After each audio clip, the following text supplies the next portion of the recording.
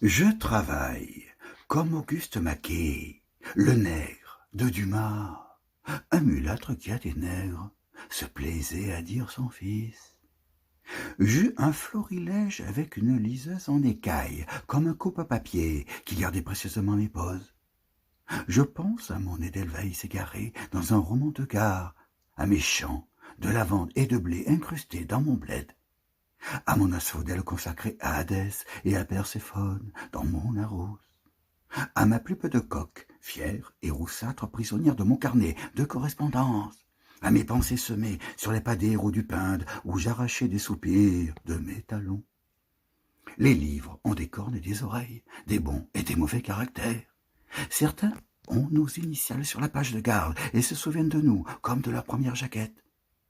J'ai toujours mes recueils et mes pavés de poésie 100 fois rafistolés. J'en étais à mes premières douilles, à mes premières cartouches, à mes premières gargousses, à mes premiers plombs, à mes premiers cailloux. Je n'ai jamais tiré que des oiseaux d'argile, que des boîtes de conserve, que des bouteilles, que des poupées de son, que des pipes en terre. J'ai toilé en songe des carreaux pour le compte d'un vitrier aux ailes transparentes, volant au secours des belles en séquestre. Je brisais des vitrines pour rassasier la misère nue et crue aux abois. Je brésillais des vitraux pour que les traîneaux dits affligent les prières boiteuses.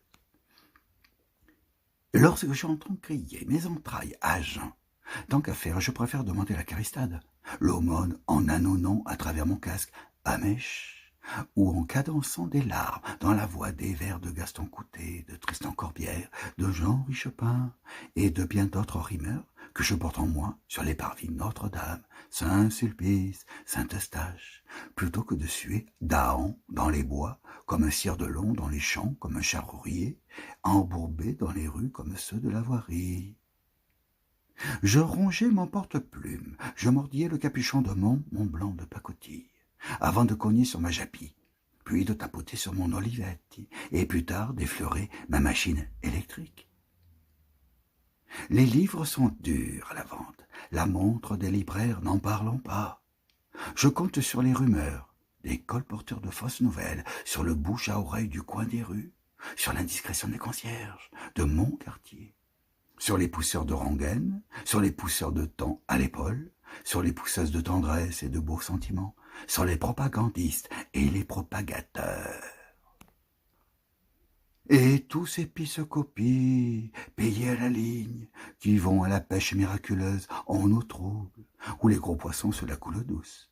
Et tous ces beaux bardiers, à la petite semaine des 4 jeudis qui beurrent des tartines longues comme des jours sans pain, et délayent une sauce à pauvre homme dans un torchon qui ne casse pas 3 pattes à un canard.